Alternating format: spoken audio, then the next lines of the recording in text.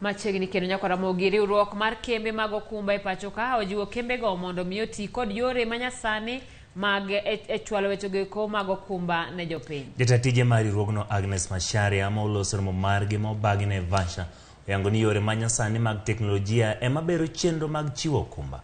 Kambi mar Direct Line Assurance en achiel kuom kembe mane oyuoro romono madhi nyime. So that we can have something to take home and make sure that would stay in business.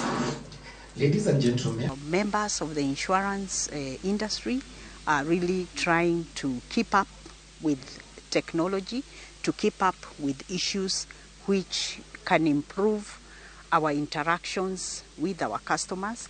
And I also want to say the regulatory authority, IRA, has done very well in member education and in trying to make sure that the players are playing fair. We play a very pivotal role in transporting the Kenyan masses to and from their places from point A to point B.